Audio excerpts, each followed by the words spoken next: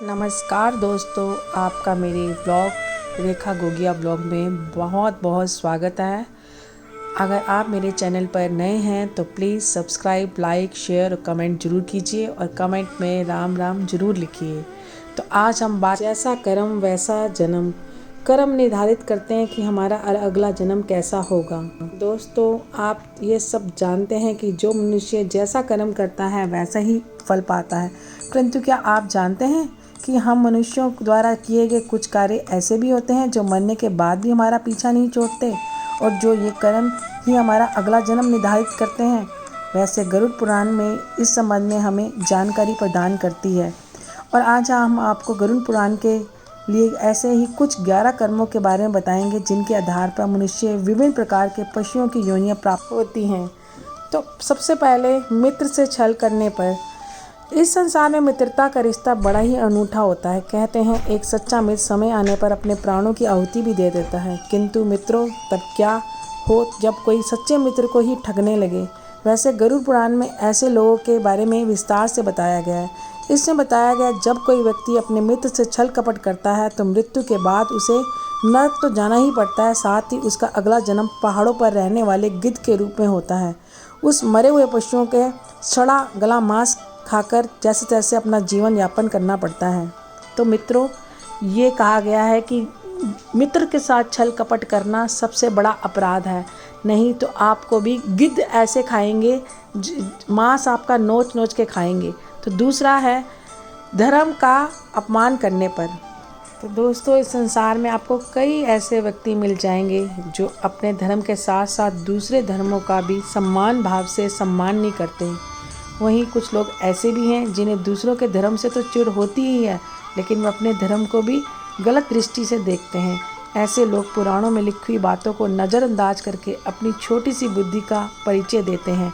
इन लोगों के बारे में गरुड़ पुराण में कहा गया है कि मरने के पश्चात उन्हें नरक तो मिलेगा ही, साथ साथ उनका अगला जन्म कुत्ते के रूप में होगा। ये कुत्ते अपने स्वभाव के कारण गली गली में भौंकते रहेंगे, परंतु ना तो इनकी कोई बात कोई गौर से सुनेगा और ना ही कोई प्रतिक्रिया व्यक्त करेगा। फिर जब उन्हें अपनी भूल का आभास होगा तब जाकर अपनी इस योनि से मुक्त होंगे। तो ये है धर्म का जो अनादर करते हैं लोग। तो अगला है अपनों का अनादर करने पर।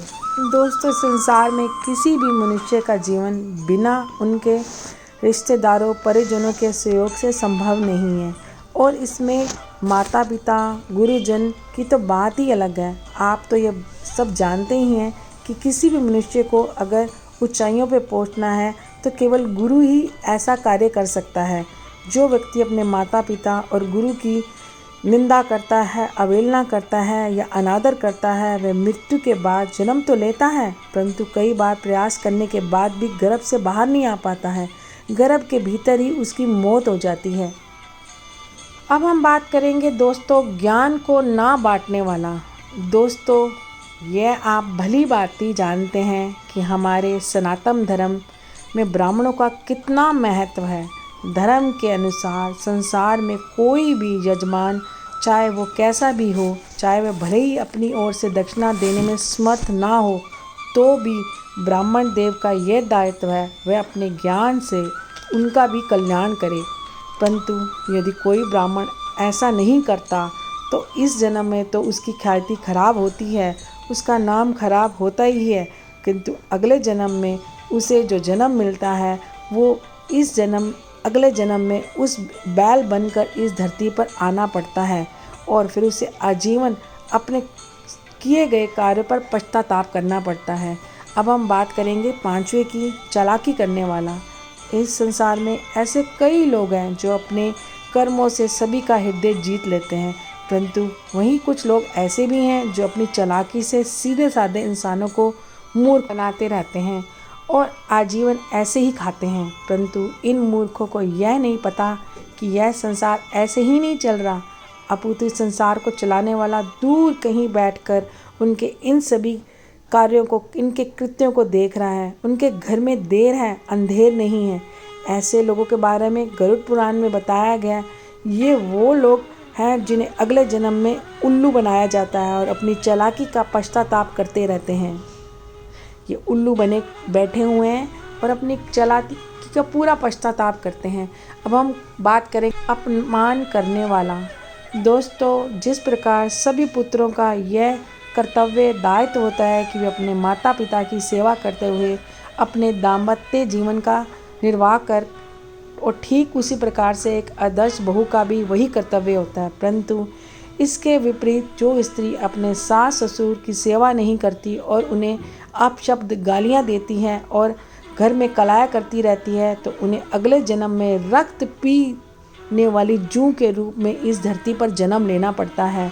तो दोस्तों, जो स्त्रियां ऐसे कार्य करती हैं उन्हें ये जन्म लेना पड़ता है। अब हम बात करते हैं अनाज के घोटालेबाज। दोस्तों, हमारे सनातन धर्म में अन्न धन को सबसे बड़ा दान कहा गया है। जो व्यक्ति अन्न दान करता है वो न केवल इस लोक में बल्कि स्वर्ग लोक में भी ख्याति पाता है। इसी वजह से लोग प्रीतिभोज भंडारों का आयोजन करते हैं। परंतु वहीं कुछ लोग ऐसे भी हैं जिन्हें अन्न की चोरी या घोटालेबाजी में बहुत ज़्यादा दिलचस्पी होती है। ऐसे लोगों के बारे में गरुड़ पुराण में कहा गया है कि इनका जन्म अगले जन्म में छुछुंदर या चूहे के रूप में होता है और फिर ये अनाज के दाने दाने के लिए तरसते रहते हैं। ये चूहे के रूप में हर जगह पे अनाज को ढूंढते रहते हैं और तरसते रहते हैं। इसके बाद है गाली देने वाला। दोस्तों, आप तो जानते हैं मनुष्य के कंठ में माँ सरस्वती का वास होता है, इसलिए शास्त्रों में बताया गया है मनुष्य को कभी भी ऐसे शब्द नहीं बोलने चाहिए कि जो दूसरों की भावनाओं को, उनके दिल को ठेस पहुँचाए। परंतु फिर भी कई लोग ऐसे ऐसे अपशब्दों को कहने के से बात नहीं आते और छोटी छोटी बातों पर अन्य लोगों को गाली देने लगते हैं। कई बार तो इन्हें तुरंत ही जवाब मिल जाता है, परंतु उनकी अक्ल तो तब ठिकाने आती है जब अगले जन्म में ये बकरे के रूप में इस धरती पर आते हैं और ये किसी न किसी कसाई के हत्थे चढ़ जाते हैं और इन्हें कसाई फिर उनके जो किए हुए अपशब्द होते हैं उनको बाहर निकालता है, यानी कि उनको मांस काटता है। अब हम बात करेंगे वासना युक्त दृष्टि वाले इंसानों के बारे में। दोस्तों, इस संसार में कई ऐसे मनुष्य हैं जो स्त्रियों को बड़े ही सम्मान की दृष्टि से देखते हैं। उनके मन में स्त्रियों के प्रति किसी भी प्रकार का विकार या दुर्भावना नहीं होती है। वहीं इस संसार में कुछ ऐसे लोग भी हैं जो प्रत्येक स्त्री को बुरी नीयत से देखते हैं। उनके मन में हर समय बस काम भाव ही चलता रहता है। परंतु उन मूर्खों को यह नहीं पता कि भले ही उनकी वासना के बारे में किसी को पता चले या न चले, भले ही उनके किए गए कोई भी कार्य को कोई न जान सके, परंतु ऊपर वाला उन्हें जरूर देख रहा है और समय आने पर वह उनका न्याय जरूर करेगा। ऐसे लोगों के बारे में बताया गया है कि मरने के पश्चात उन्हें गधे की योनि प्राप्त होती है और वह तब ये गधा चाहकर भी किसी स्त्री पर वासना युक्त दृष्टि नहीं डाल पाता। दोस्तों, अब हम बात करेंगे व्यभिचार करने वाली स्त्री की। दोस्तों, इस संसार में ज़्यादातर स्त्रियां पतिव्रता होती हैं। उनके मन में अपने पति के अलावा किसी भी परम पुरुष का विचार नहीं होता। परंतु संसार की सभी स्त्रियां एक जैसी नहीं होती और ये स्वभाव से व्यभिचारिणी भी होती हैं। ऐसी स्त्रियां विवाह के बाद संबंध बनाने में रुचि रखती हैं। वैसे इनके किए गए कार्यों के बारे में समाज में उन्हें अपमानित तो होना पड़ता है, परंतु इनकी अक्ल तो तब ठिकाने आती है जब इन्हें अगले जन्म में छिपकली या चमगादड़ के रूप में इस धरती पर आना पड़ता है। ये वो व्यभिचारिणी स्त्री हैं जो चमगादड़ के रूप में पेड़ों पर बैठी होती हैं। अब हम बात करेंगे जहर खाकर मरने वाले। दोस्तों, शास्त्रों में हमें यह बताया गया है कि मनुष्य का जीवन हमें बहुत ही कठिनाइयों से मिलता है, परंतु फिर भी हम में से कुछ अज्ञानी लोग व्यर्थ के सांसारिक बातों से घबरा जाते हैं और भगवान द्वारा दिए गए इस अमूल्य जीवन को व्यर्थ में ही गंवा देते हैं। ऐसे लोगों के बारे में गरुड़ पुराण में बताया गया है कि इन्हें अगले जन्म में सांप बनकर दोबारा से इस धरती पर आकर अपनी भूल सुधारनी पड़ती है। तब कहीं जाकर ये परमात्मा द्वारा प्रदत्त इस जीवन की जो उत्कृष्टता को समझ पाते हैं। जैसा कर्म वैसा जन्म, ये सांप बन के ये घूमते रहते हैं।